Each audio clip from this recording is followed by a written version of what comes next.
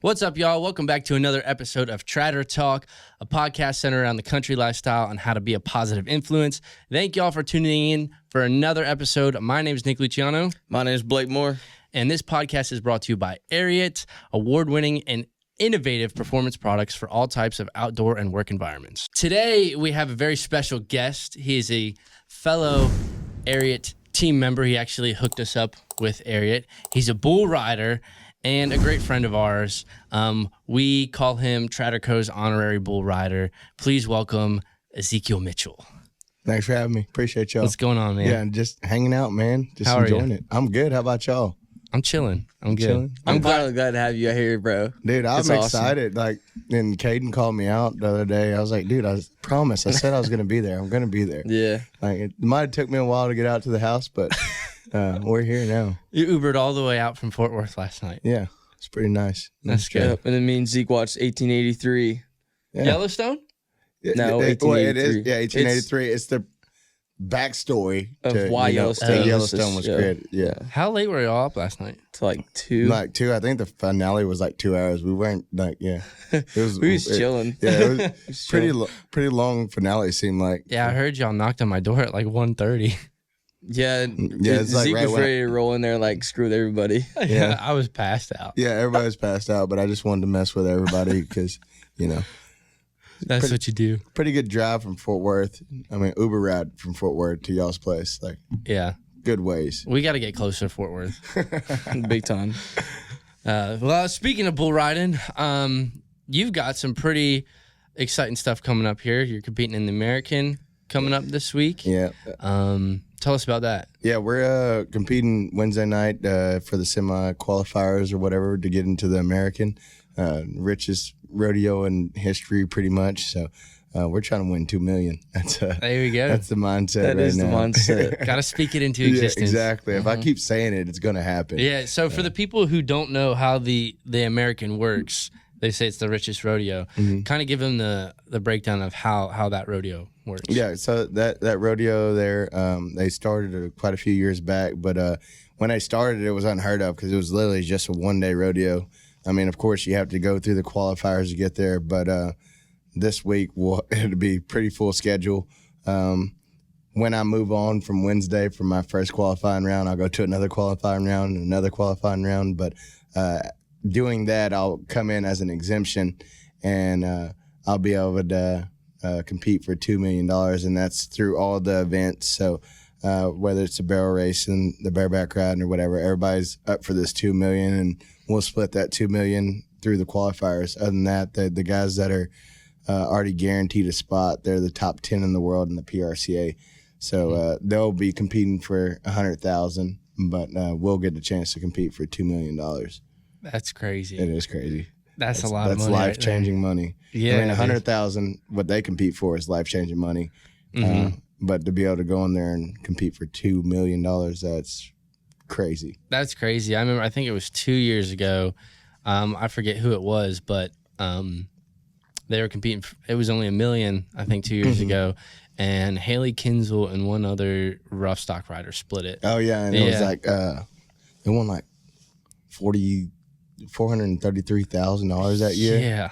That was insane. That's crazy. Yeah, That's the Haley most money. Kinsel, she's insane too because like she's won. Her and sister have won so much money. I know. I feel like every place I go to, Haley's holding up a check. Yeah, every big rodeo you can find Haley Kinsel with a big check. Yeah, pretty much. And then we also got, so it's at AT&T Stadium in Arlington. We also got the Global Cup for PBR hosted there. So that's kind of new for PBR too, right? Yeah, well, it was kind of brought back from an old concept. They had done it quite a few years back, called it the World Cup. And then they recently brought it back, I guess, 4 years ago and 4 or 5 years ago. Yeah. Yeah, so so it's relatively new, but it's pretty much the Olympics bull riding style. yeah. We got every country that has a PBR organization bringing their, I think it's 5 guys this year, bringing the 5 best guys they think they can compete and beat each other, and they're going to go head to head under one roof. Yeah. In AT&T Stadium. So that's crazy. That's crazy. That's going to be killer. Yeah. So you got the top 5 from each country. How does it boil down to the top country, basically, for those who don't know? It's going to be who rides the most bulls, really, because every guy from every country is capable of riding the caliber bull that'll be there. So it's going to be what team holds it together and what coach put together the best team in order to win. Because you got Team Brazil, that's a powerhouse, and also Team America, you know, the Eagles, they're a powerhouse as well. But then you got to watch for Canada and Australia. They're also very dominant. So it's going to be who rides the most bulls and what coach pairs their. Because with the Global Cup, it's an interesting thing. Most bull ridings, you know, you're drawing your certain bull and you have to get on that bull. Well, with the Global Cup, you're drawing a set of 5 bulls, and you can put anybody on your team where you want to put them. So from them 5 bulls, you get to pick what bull is supposed to fit them. So say I've been on this bull 10 times, rode him 10 times, and our team draws them, they're going to put me on that bull. Yeah. And so it's going to boil down to who's going to, you know, figure out where to place their team and who's going to be the most points and be the most effective in different areas. That's interesting. Yeah. I love that layout. I love how, like, you know, the sport of rodeo is constantly looking to do, like, new things. So it's cool. So I guess we'll get into some sort of the guest questions we got here. Yeah, man. Got about 9 of them for you. First off, I mean, we talked bull riding, but we want to know a little bit more about Zeke himself. So just tell us about yourself, man. Yeah, no, honestly, I'm just kind of a simple guy. You know, I like my friends and I like my family, and I try to stay true to that for the most part, and just, you know, take care of the people that take care of me. Yeah. I don't know. I'm fairly simple. All I do is go to bull rides, and then I ride horses during the week, and then I hang out with really cool people. But that's about it. That's what my life's centered around, and more so centered around God too. You know, I have a very strong faith, but that's all it is. I mean, I guess I kind of keep the same cowboy morals that, so to speak, that just live simple and take care of the animals that I got, and and enjoy the ride, because we're only here for a short time. I mean, we're here on Earth for a millisecond. I know. And then it's gone. It's like Bailey said in a couple podcasts ago. He said, dude, once you realize you're only here for like another 50 years, you have to make it like worth your while. You know what I mean? You gotta let your... Yeah, that's another thing about me. I try not to stress about much of anything, because like in a month, half the stuff that I stress about now won't even matter. Like I might even forget. Wow, I can't even think of anything that I'd be stressed about a month ago, and like I feel like it's easier just to live in that moment and like kind of just problem solve as you go. You know, there's nothing to really, you know, get upset about. Yeah, that's how I am. We talked about when you was on the phone this morning, like, don't worry, like, when it comes down to it, I'll take care of it. Yeah. I ain't worrying about it. I'll just take care of it. Yeah, that's, I guess that's my toxic trait. It's like, that is my go-to line, is I will take care of it. And don't worry about it. I'll take care of it when the pressure's on. Don't worry about it, sweetheart. Yeah, don't worry about it, sweetheart. Don't worry about it, sweetheart. So, where'd you grow up? Where are you originally from? I'm originally from a small town called Rockdale, Texas. It's about 45 minutes east of Austin, right between there and Bryan College Station. And small town population, like 3,000. That's probably bigger than most towns, but yeah. It's a pretty small town, and relative to where I moved to. Later on in life, I moved to Baytown, so I guess I'm from back and forth between there. My mom and dad went together, so going back and forth between them two, had a little taste of both, like the city life and the country life. But being a cowboy was always kind of my thing, and I got a lot to thank to Rockdale for that, because it was like something that was always with me. Yeah. And where are you living now? North Carolina. You like it up there? Yeah, it's all right. It's all right. It ain't bad. It's a change of pace. I love the mountains. In Texas, we don't have those. Yeah, no, we'll call a big hill a mountain, and it's like, no, that's not a mountain. But no, I really dig North Carolina in the winter, even though I don't like the cold. I like to snowboard. I figured that out when I moved to North Carolina. Really? Is I like to snowboard. You can snowboard? Like, I can. I'm not saying I'm the best, but I really enjoy it. Like bought a snowboard and everything. Like, I'm hearing a trip to Colorado. Yeah, I'm feeling that. Like, I can do that. Caden's been on our butt about going to Colorado to go snowboarding. Like, he's been on it. Yeah, and it's like an hour from my house. I can go snowboarding in North Carolina. Have you ever tried ski, Jordan? What? No, I wanted to. So we got a bunch of snow earlier this year, and I wanted to do it so bad.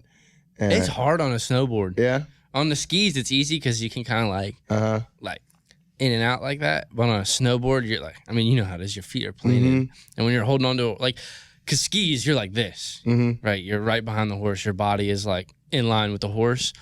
Snowboard, you're sideways like this. It's so awkward because then you got this horse is running 35 miles an hour like straight in the snow, and you got to hold on and like just like move your body in a weird way while your arms are out here. Yeah, because I had the horses to do it. I just was too lazy. By the time, and there's literally videos of me snowboarding through the horse pastures at the house. That's awesome. Yeah, but I had the horses and the ability to do it. I just didn't do it because by the time I walked all the way through that snow, I was exhausted, and all I wanted to do is just coast down. So I didn't want to walk, go get a halter, catch my horse, walk all the way back up to the barn, get him saddled up, find a rope, find stuff to do things with, and then it's like, nah, we'll just stick to going down a little hill in the pasture. Take the easy route. Yeah. That's that laziness sometimes. Yeah. All right, so what inspired you to even ride bulls in the first place? Man, that's a great question, honestly. I don't know. I've always tell people that like rodeo is something that I wanted to do as a kid. Like, I wanted to rodeo. I remember being a kid and going to the library and picking up books that had rodeo in it. And then in Rockdale, growing up in elementary school, coolest thing was like they actually had like the pro rodeo monthly journal that comes out that tracks the standings and all that stuff.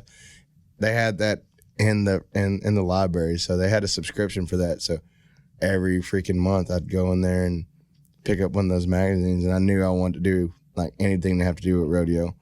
And I've tried a bunch of rodeo events, and bull riding's probably the one I'm best at, but I'm pretty good at a few of the other ones too. So, What other ones do you do? When in college, I rode bareback horses.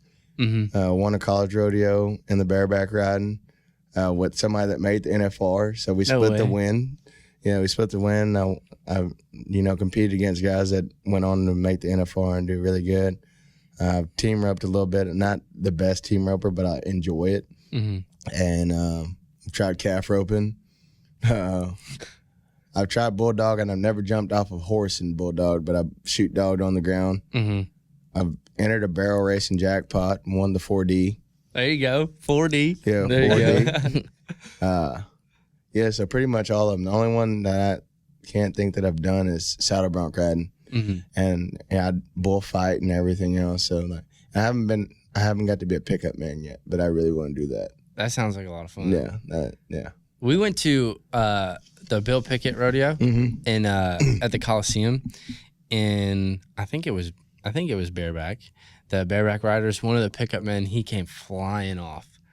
They got Did you remember that? Yep.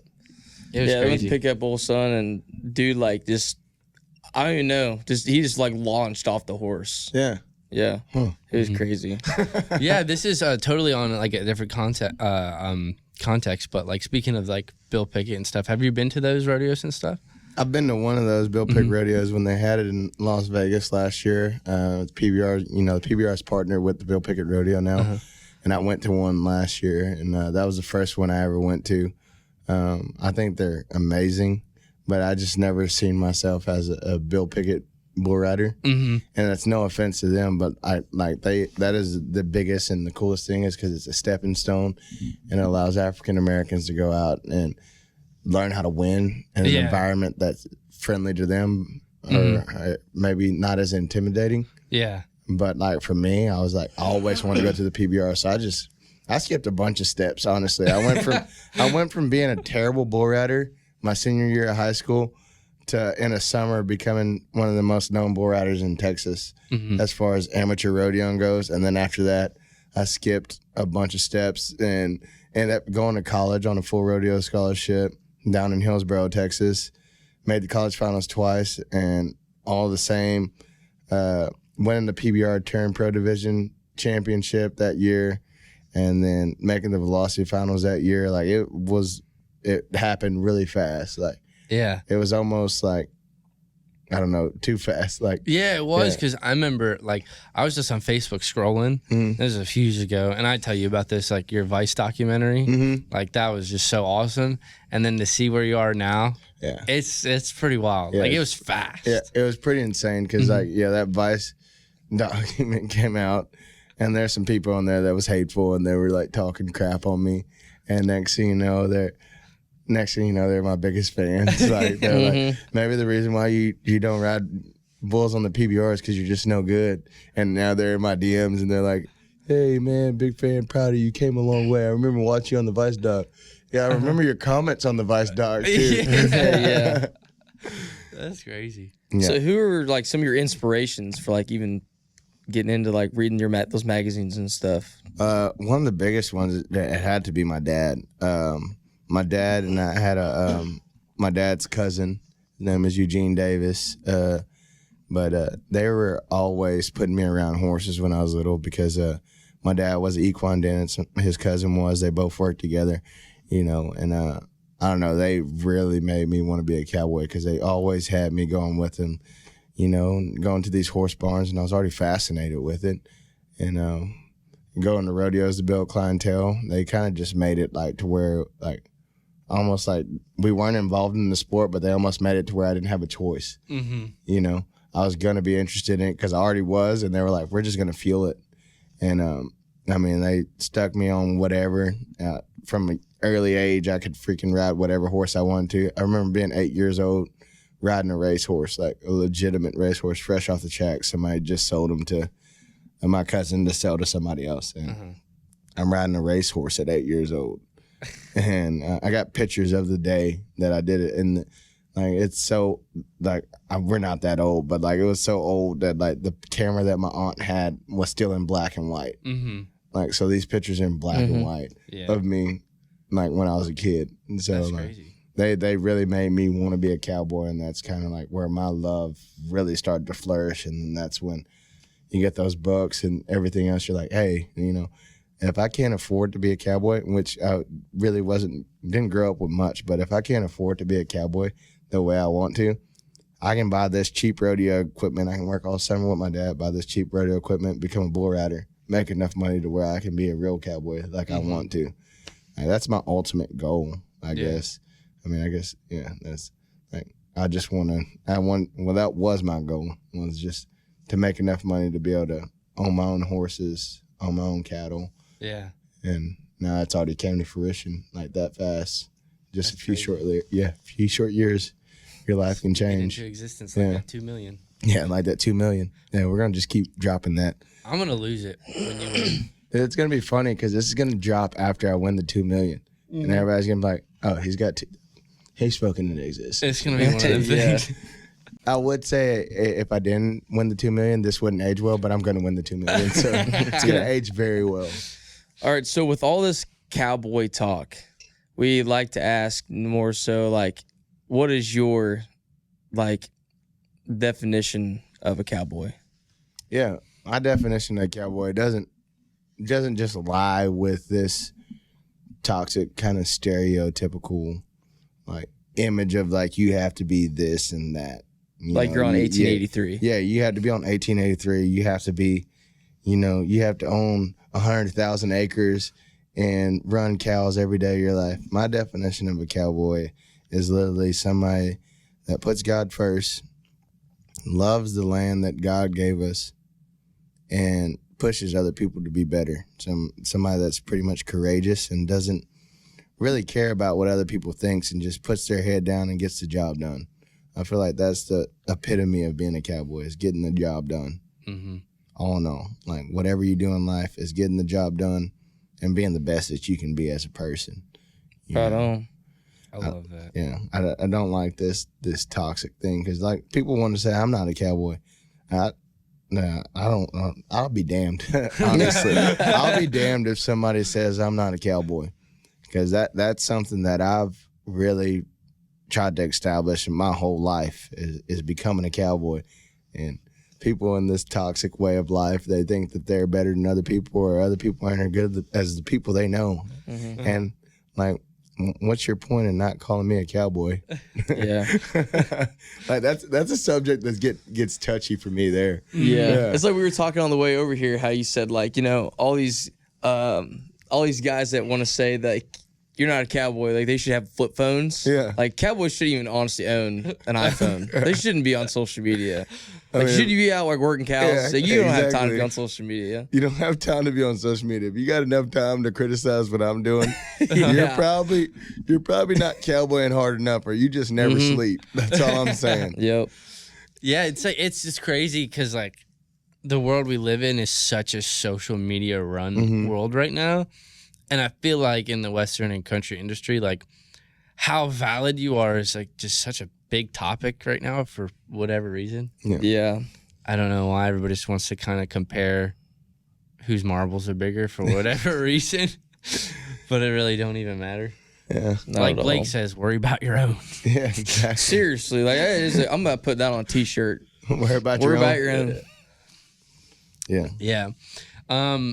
Another great question we love to ask people who come on the podcast. We asked Tratter Dad last weekend because he rode bulls for 13 years. What is like one of the biggest lessons that bull riding has taught you, or just in general, like any of the rodeo lifestyle has taught you? Dude, that's also another freaking great question. I don't know if I really had to think about it. Is like rodeo is the most humbling sport ever. You know, I really feel like that's what it's really taught me more than ever. You know, and I was always taught to be humble when I was a kid. But you don't realize that you can be on the top of the world. Like, I mean, you like riding bulls and riding some of the bulls that I've rode, like riding Smooth Operator for 93 points, like literally on top of the world, cloud nine. Like I just rode the best bull in the world, and then the next day fall off a bull or get ran over and stomped on. And you realize you're really not as bad as you thought you were the day before.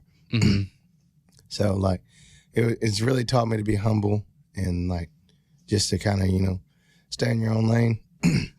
Because I mean, either way, like, I mean, we are pretty badass, like bull riders are, but like it'll really show you, like, and you gotta have so much respect for the guys that I compete against every weekend, because they're freaking insane. Like the quality of guys that, like, at any moment, that's the craziest part about it. At any moment, any guy in that top 35 could win an event. And then at any moment in the top 35, a guy can go from being 35th in the world to in a few weeks being number one and staying there. You know, it's kind of insane how really good those guys are that I compete against. Yeah. Yeah, I always see the standings fluctuate. Yeah, it's awesome.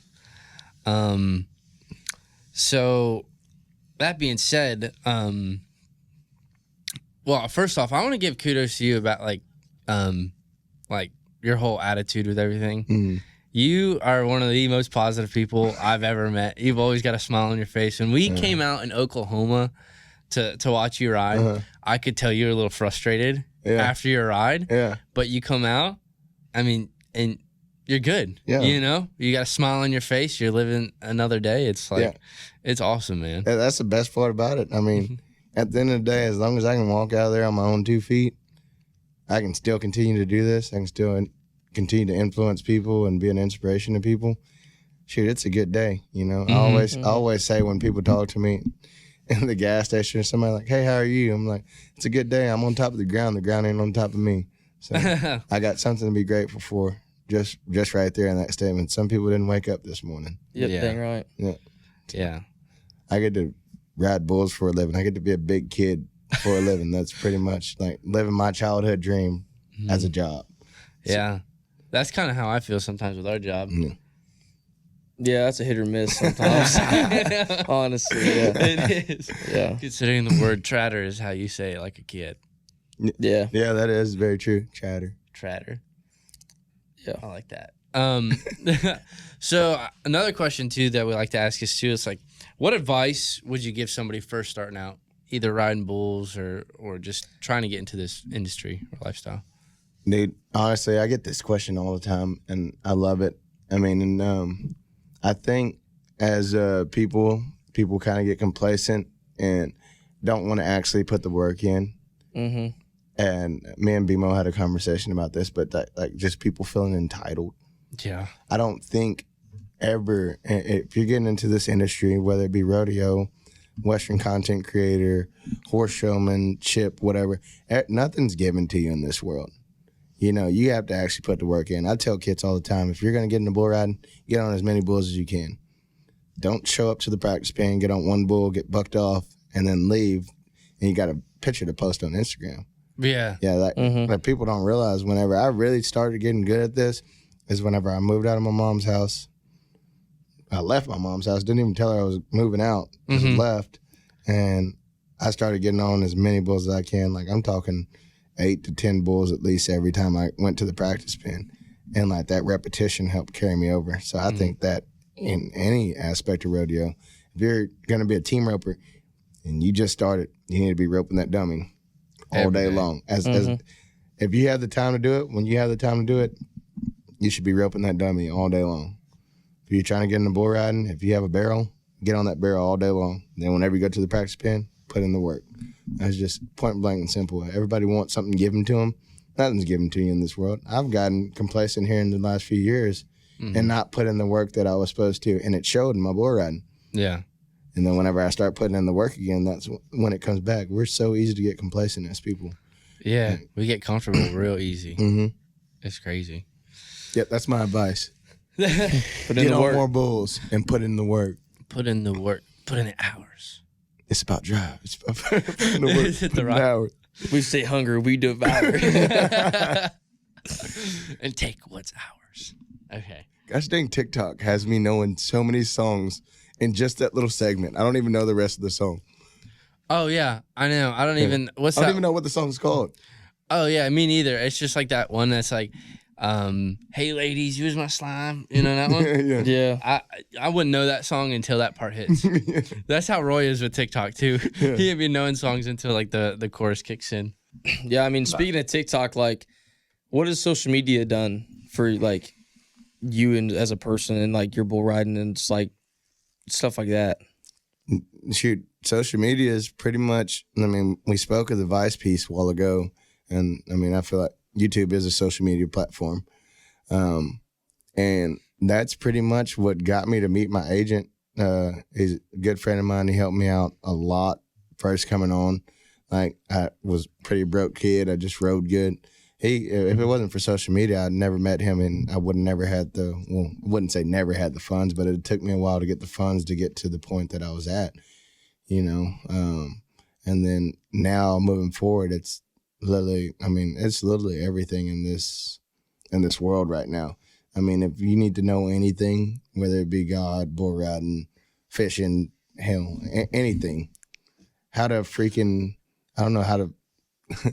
cook a steak, you can figure it out if you just like hop on TikTok. So like, now the world is getting to see, you know, I think it's not only good for me, but it was just so good for the sport. I mean, how much my influence has been on like social media, because like nobody ever would have seen. I mean, there's so many people that wouldn't have seen rodeo until they hopped on TikTok one day. Like I've had so many random people come up to me and like, hey, bro, you that guy from TikTok, huh? You ride bulls. Yeah. And I'm like, yeah. He's like, yeah, that made me a fan. You know, I started watching. So, I don't know. I think social media is insanely important in this day and age. And I think it needs to be utilized more in the Western industry rather than frowned upon, you know? Yeah, that's like, I always tell people, too, it's like, I mean, me and Blake are used to it. We get a lot of flack for doing TikTok. But it's like, you guys? Not you guys. Yeah, not us. No, never. We don't dance or nothing. But like we get a lot of flack for like doing whatever it is, whether it's skits or dancing, but it's part of a marketing strategy that people really don't like kind of see, because and we talked about it too, like there's brains behind everything that goes into it, and like, man, if us dancing can reach one person that says, hey, what's bull riding? You know what I mean? Or like, what the heck, these people, like Bailey Zimmerman, We took him to the Ariat red carpet. He had no idea that people rode horses bareback. Really? Yeah, he was like, what even, like, is that? Like, what the heck's And going he on sings there? country music, don't he? Yeah. Yeah. But still, it was like, there's so many people out there like that are just like, whoa, horses can be rode without I mean, a like, saddle. same with Caden. I mean, Caden grew up, like, you know, fishing, hunting and stuff, but he just wasn't in that Western side of things of understanding, like, what a rodeo even was. I mean, you got your fairground rodeos, but it ain't, like, exactly what you're looking at when you're, you know, at the AT&T Stadium or something like that. We had an event in Hartford, Connecticut one time, and we got an Uber to head to go get some food, and the guy's like, "What's up with them hats, man?" I was like, "What you mean, these cowboy hats?" He's like, "Yeah, what's up with the cowboy hats? Why are you wearing them?" Like, "Oh, we're from Texas, you know. We're here for the bull riding." He said, "Bull riding? What's that?" I said, "Like, in the rodeo?" He's like, "I don't know what that is." Like, and that's what I strive to make sure it doesn't happen ever again. Yeah. Because, like, he really genuinely, and this man's he's from the U.S., like, didn't have an exotic accent or nothing. He was, like, from that area and had never seen bull riding, never heard of a rodeo. And he's like, "Oh, like the horses and all that?" Yeah. And he's like, "Yeah." I was like, you never seen a rodeo at all? I want everybody to have the opportunity to, you know, watch this because it's something that I love. And it's given me so much, and it's given me so much joy. I want everybody to know what rodeo is, but it was like the weirdest thing ever is that a man didn't know at all what it was. Yeah, that leads me to think of an interesting question. How have you, like along the lines of social media and the sport of rodeo, from a competitor standpoint, how have you seen social media help the sport? Have you seen it fill up more arenas, things like that, or, you know, get more engagement? Yeah, You know? I really feel like it does add more engagement, and I wouldn't know if they actually fill up more arenas off of it, but I know for sure there's a lot of people that, once again, that I've met that's like, "Hey, we started following you on Instagram a few years back, and now we had to make sure we came out to the event to support you because we've been fans of yours for a while. Like, I don't know any other bull rider, but I know you." Yeah. You know, and we started watching this because of you. You know, I think that's like, and that's huge. And I've heard people tell that to my buddies Keyshawn or just like different guys. They're like, "We found you on Instagram. We found you on social media. We seen you on this. We seen you on that." That's why we're here. We're here for y'all. Like, we're here. Like, I remember my rookie year, I did a lot of social media stuff my rookie year. A lady flew all the way from Hawaii just to watch me ride and found me in the hotel so that she can get an autograph and a picture. She said, "I don't care about anything else. I'm here for you." And like flew all the way from Hawaii to see me. I was That's like, insane. That's pretty cool. That's special. Yeah, it's special. I remember everything. All right, so where do you see Ezekiel Mitchell in the next 5 years? It's a funny question. He's gonna say the best bull rider. Yeah, no, I mean that's already it. You know, like my goal in bull riding is to be a world champion. I want to do that and do that within 5 years. Like as a kid, I never really put a timeline on my bull riding career, and I'd probably still ride bulls after the next 5 years. But I don't know if I want to do this competitively after like I'm 30. You know. If I haven't achieved my goal of being a world champion, of course I'm gonna keep going. But I'd like to, you know, try to figure out where my career lands at that point, and then I like to break in like more mainstream media things. You know, I'd like I said once again, like it's definitely in my mind. I want to be a world champion. That's it, point blank, period. But I want to move over into that mainstream media to bring more people into rodeo. I'd love to act. I'd love to model, whatever, and just get more eyes put into the Western world. So even if I can be the country redneck that jumps on a TV show for 5 seconds and somebody has to look up my name because they thought I was cool and they realized I was a bull rider, that piques their interest in the sport and in the industry. And you know how you go down a rabbit hole once you really start looking into something. Yep. That's what I want to do. And I want to inspire people. I want people to know that you can do whatever you want to do at the end of the day, like as long as you put your mind to it, and that's why I feel like have to almost want to be like the Rock of rodeo, like Dwayne the Rock Johnson, like how he crossed over from wrestling and made a life, like very great life for himself, you know, as if it wasn't already badass, but he actually made something and made the sport of I think he actually made the sport of wrestling light up a little bit more than too, because now you look at where he came from. I was like, oh, let me look into the WWE. Yeah, exactly. Yeah. We mentioned timelines on things. I don't think we really mentioned, how old are you? 24. 24. I told you wasn't 22. I never said he was 22. Yes, you did. By the time this comes out, I'll be 25. Yeah. So everybody wish Zeke a happy birthday in the comments. Belated birthday. Yeah. Happy belated birthday. Yeah. Yep. We can dig that. I predict Zeke will be a world champ by the time he's 25. Maybe 26. 26. 26, yeah. Yeah. Well, 25, that'll work. We can do that this year. I think we can try to make that happen still. Yeah. Gotta put in the work. Yeah, you just got to put in the work. Put in the hours. Double time. Like I told y'all before, put in the work. Stay hungry. Stay hungry. Devour. So with like, you saying earlier how, you know, you've had people in your comments say like, you ain't no cowboy or whatever. And as me and Nick talk about a lot on this podcast, bringing a lot of positive energy to like just the country industry in general, along with the Western, it's pretty toxic. Yeah. Pretty bad. You know, someone's got to be better than someone else. It's not a lot of people are humble, you know.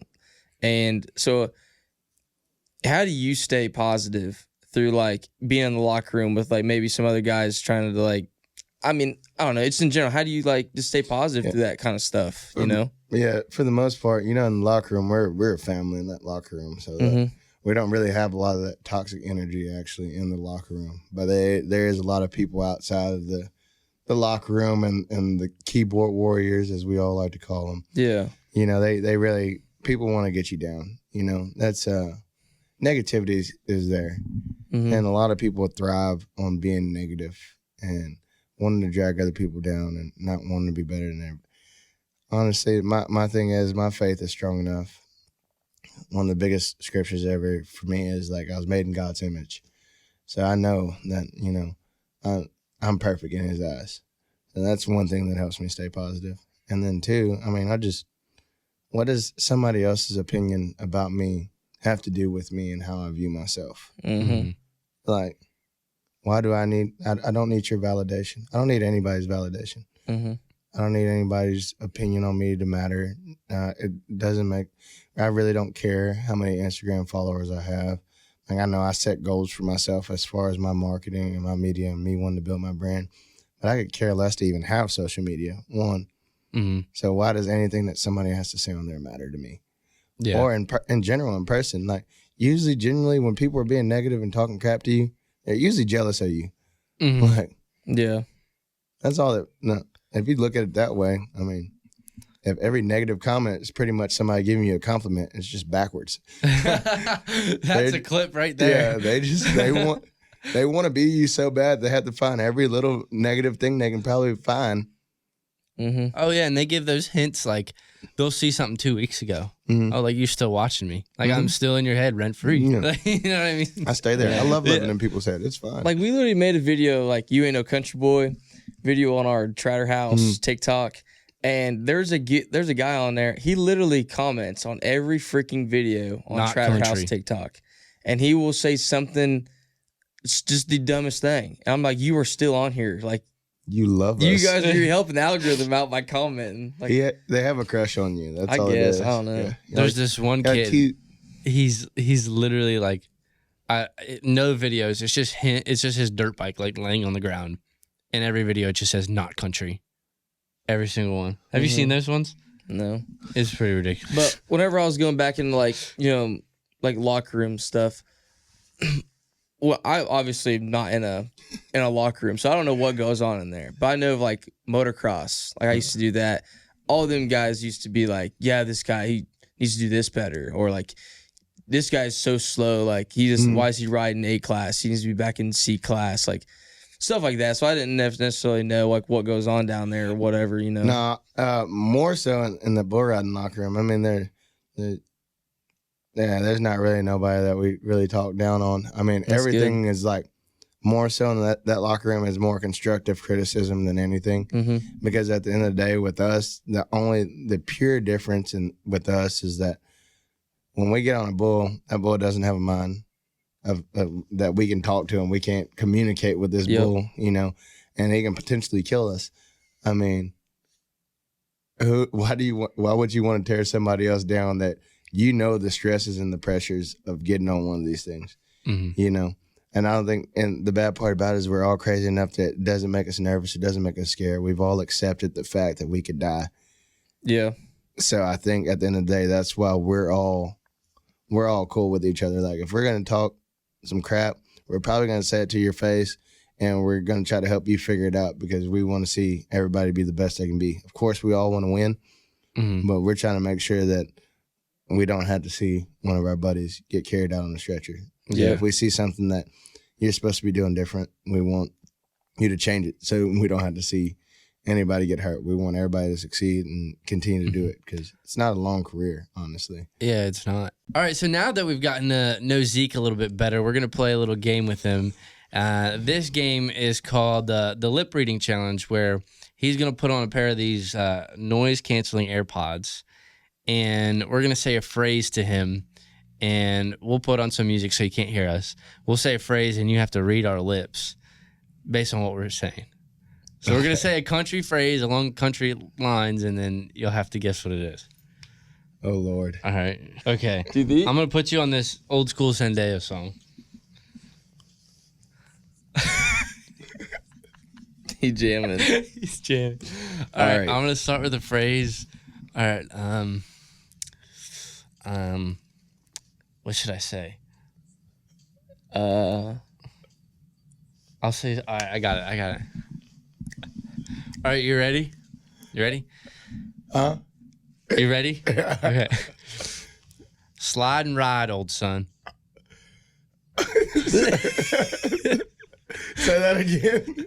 Slide and ride, old son. Slide and ride, old son. There you go. No You way. got it. Dang. That was amazing. Okay. That was All a good one. Props on that one. right. I got it. Yeah, you got it. All right. Gooseneck trailers. You something Tratters? I don't know. Gooseneck trailer. You need to drag a tractor? Gooseneck trailer. Dude, I'm lost. I'm not getting this one. It was gooseneck trailer. Oh, dude. I was way off. You want to do one more? I'll do one more with you. Yeah. All right. Those are so funny. I would put on some. It's got to be loud music. You Yeah, know? because I almost could hear you for a second. Yeah. Here, we'll do. Yeah.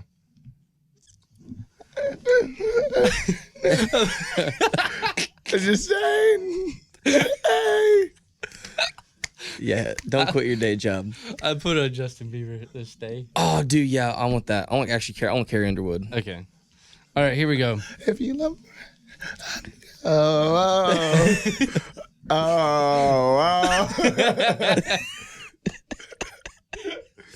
I'll be down if you love me.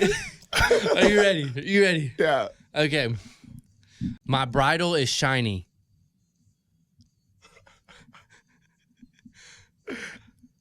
My bridle is shiny. My brother's.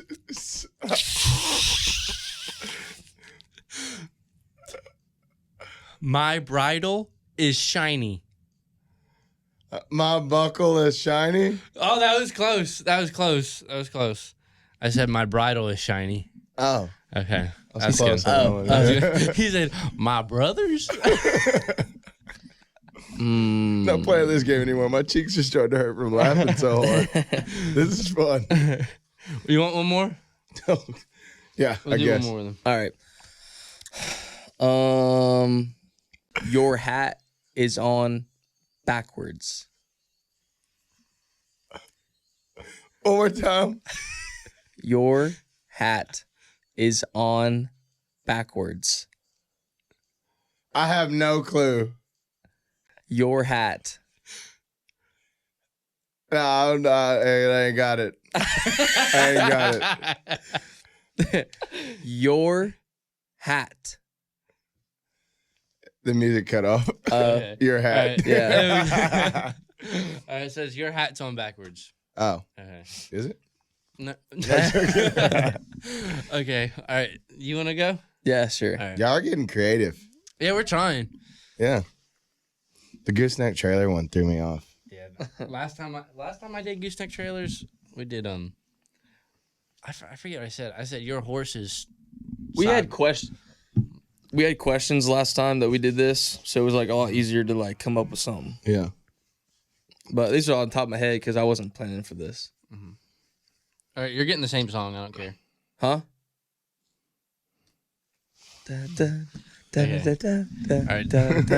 That song's a vibe. It's a vibe. Yeah, that's a vibe. Man. It's not even my genre of music, but that song's a vibe. I know. Then I never would. Oh yeah. All right, Zeke, you go first. You ask him, or Should I ask you him? just say anything. Quarter Who's horse. you? Yeah. Yeah. You ready? Quarter horse. Huh? Quarter horse. Quarter horses. Ah, that was an easy yeah, one. that was pretty easy. All right. My Chevy needs a tire rotation. Huh? My Chevy needs a tire rotation. Oh, bro. Hold on. My Chevy Buy a Chevy? Chevy truck? needs a tire rotation. Is Chevy truck? No. don't know. You're not. I don't know. Okay, it was my Chevy needs a tire rotation. Oh yeah, no. Yeah. All I right. thought it was like my We got to Chevy. keep them shorter. I like the long ones. Yeah, the apparently. short ones are. I don't know. This is All a lot of. Zeke's turn. Take you for a ride on my big green tractor. Huh? Take you for a ride on my big green tractor. Bro, when Zeke talks, he's just like, like his lips don't. Take you for a ride on my big green tractor. Some at tractor. Take you for a ride on my big green tractor. You're a bull rider. No. Take you for a ride on my big green tractor. Take. Only thing I'm getting is tractor. Okay. Baby, stay on yours. All right. Anyway, you didn't get it. It was take you for a ride on a big green tractor. That was a good one. Chatter. He said Tratter. I said chatter one time. Yeah. Yeah. You want another one? Yeah. Okay. Okay. Let's see. Another man. Here we go. Ready? Spurs and bits. Huh? Spurs and bits. Spurs and bits. This is gonna be bad. Spurs Cheeseburger. and bits. Cheeseburger.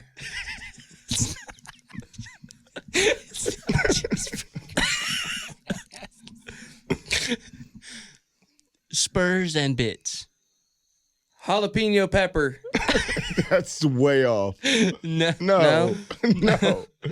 Spurs and bits. Spurs and bits. Persimmon. What is a persimmon? That's a fruit. Is it? Yeah, it's a fruit. You know what a persimmon is? I forgot you couldn't hear. Sorry. It was Spurs and bits. But you, I said cheeseburger.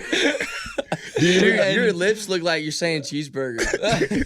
I don't know what a persimmon is. A persimmon? yeah, it's a fruit, ain't it? Yeah, it's a wild fruit. Yeah, it's a wild Yeah, fruit. It's persimmon. My grandma used to love those things. I used to Yeah. have to go pick them for My her. grandpa, if you eat a ripe one, they call them like pucker apples. Yeah. Make Pucker your lip- apples? Man, I Yeah, ain't never. make your lips pucker. Yeah, because they're like they Like because they're so And my sour? grandma said don't eat Yeah. the skin.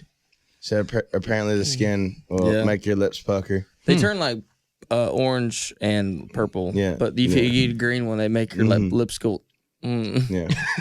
Yeah, my grandma loves persimmons and Mustang grapes. The grapes that just grew wild on the vine, just out of nowhere. She used to make jellies out of them. God rest her soul. Love her. All right, you ready? I'm gonna go. All right. Zeke, you gonna control the music? Let's see what we can do here. He's good at this. So Let's see. You out my mind, and baby, stay on your side of that. All right, I'm ready. I love Ezekiel. I love chicken soup. No. I love Ezekiel. One more time. I love Ezekiel. I love chicken dudes. chicken. He's done for that. You're saying chicken. I love Ezekiel. Over enunciate. Okay.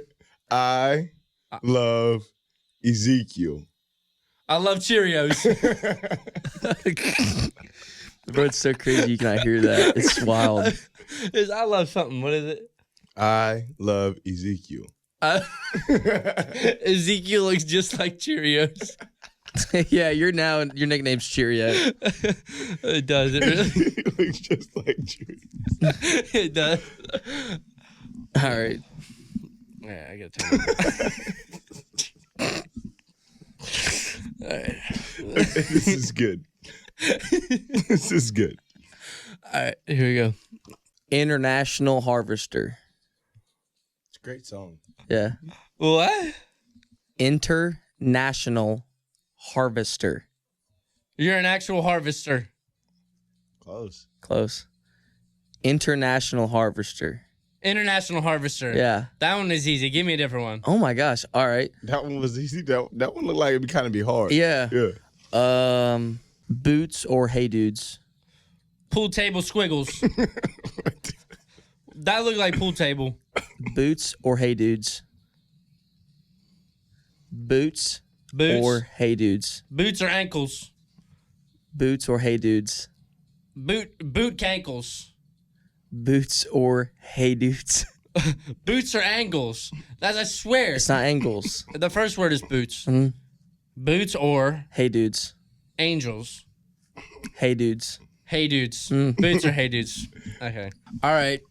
Now that all of our faces hurts from laughing so much, we're going to roll into our next section. Make sure I use a good transition word there. We're going to roll into our next section called Ariat Affirmations, where y'all ask us a question on our Instagram story, and we kind of give our 2 cents, give our advice, and we got to give the PSA. We are not doctors or psychiatrists or physicians of any kind. This is just our 2 cents. All right, so the question is, how do you tell your family you're not going to follow in their footsteps? Who wants to start? You can start. Yeah, you I'll can start. You start. seemed real interested in the question. I mean, I'm interested. Can't talk. Yeah, no, I was really interested in the question. How do I tell my family I'm not going to follow in their footsteps?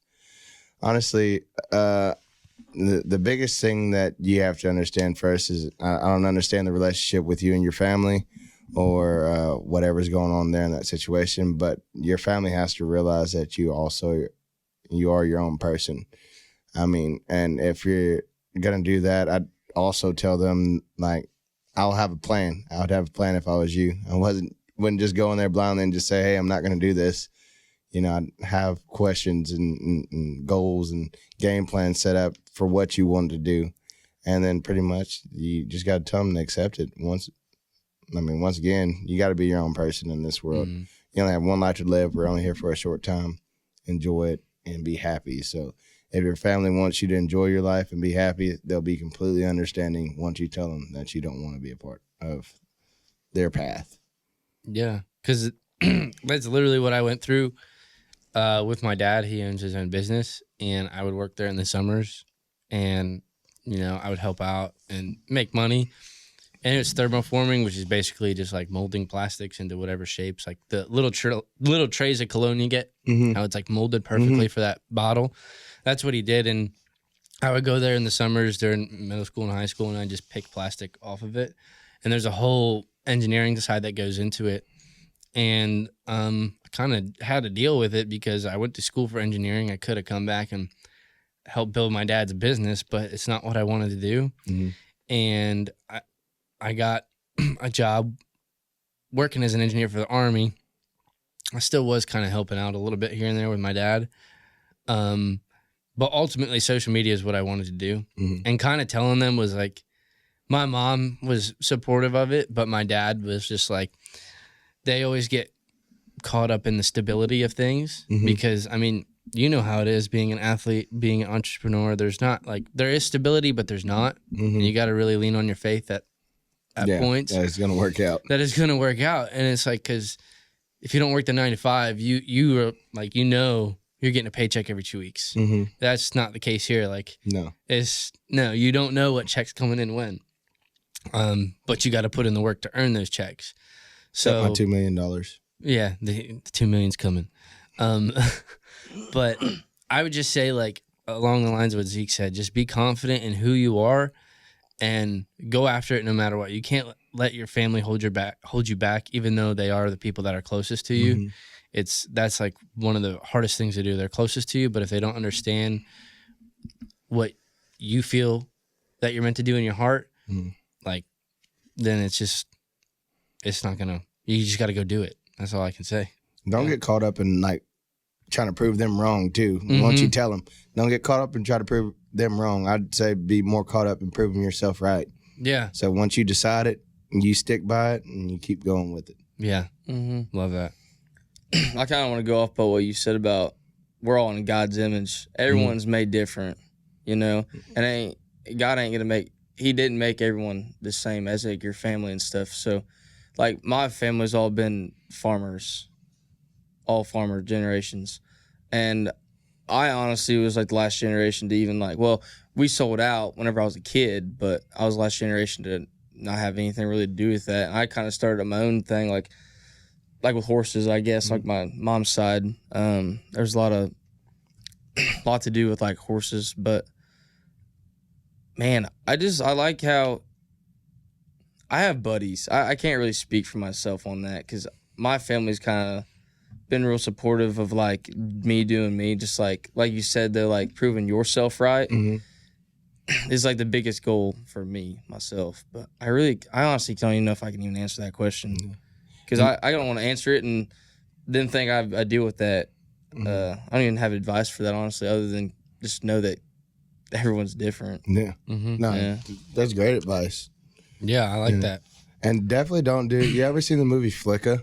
Don't do what the son did. Like it's Flicka. It's like the horse movie. The son just starts yelling at his dad, telling him that he doesn't want to do the ranch no more. So yeah, don't do that. But make sure you have a plan. Make sure that you're set up, and the more like Nick was saying, stability that you seem to have in your plan, I think your family will be more understanding whenever it all comes down to talking about it and them understanding what you want to do. Yeah, like I said a little bit ago, I have friends who deal with this stuff. Like they deal with this whole like they want to get into social media, and their family's like real blue collar. Like, nope, you ain't doing that. You're gonna go earn your bucks with your hands and with your mind, and let that take a toll on you. And they don't want to do that because they know, they grew up in this generation of social media and stuff. And honestly, I think that's probably the biggest thing for families now in this time is like their sons and daughters like, no, I'm going to go do social media. I'm going to go be a commercial for people, and like I'm going to make more money than. And it gets scary with families like on the content stuff because like it's almost like whenever you were a kid and your first grade teacher asks you, what do you want to be when you grow up? And like 25 out of the 30 kids in the class said they're going to play for the NFL. And they're like, oh, that's like not really realistic, but put your mind to it. Yeah, that's kind of what it is with the content thing. Cause like everybody's trying to make sure that they're up there. I have to be like this content creator, but it's not going to work out for everybody. Every kid is just like, I want to be a YouTuber. I want to be just like that. And we've talked about this on episode after episode. Like, the one moment you try to be like someone else, you are automatically going to fail. And like what you said with like social media, everyone wants to be on social media. But well, who are they acting like? Mm-hmm. Everyone else on social media, they're not their own person. Mm-hmm. And yeah, don't do that. You got to be your own person that God's created you to be. Yeah. So back to the question, tied all together. Yeah, we do that. We get off subject, but those are some good talks. Yeah, So. no, that's Yeah. a good talk. Yeah, Yeah. but all together, like you said, like we said, get a plan, stick to it, prove yourself right. Yep, There you 10-4. go. We want to thank everybody for watching. We want to thank Zeke for coming out. Finally sticking to his word and coming to the Tratter house. I made it. He made it. It's been great to get to know you. Yeah. I mean, we've hung out a few times now, but every time we just, you know, get to learn something new. It's getting better and better. Yeah, man. And if you guys are on social media, make sure to go follow Zeke on all his socials. What is all your handles? It is the Blue Mitchell 90 on TikTok and the Blue Mitchell on Instagram, and then on YouTube it's Ezekiel Mitchell, just Ezekiel Mitchell. There you go. And then you can follow the Tratter House and Tratter Company on all the labels up here. It's just the Tratter House on TikTok and Tratter House on Instagram, and then Tratter Company on Instagram and Tratter Co on TikTok. Again, all those will be on the screen. We want to thank Ariat for helping us out here, and honestly, thank Zeke for hooking it up. Because it's been great being a part of Team Ariat and going out to all the events with you and supporting everybody a part of the team. Yeah, next podcast we do, we should talk about that. Yeah. The backstory. We should. Yeah. That was actually a funny story. Yeah. And that goes right along with our advice, you know. That wasn't in our plan, but Yeah. it fell together. Yeah, it fell together. You know? So don't forget to rate and review this on Apple Podcasts. We love all the 5-star ratings and reading the reviews and seeing how much these podcasts actually do help y'all out. We're going to end it there. I've been Nick Luciano, and don't forget, smile every day. And know your worth. See y'all. See it.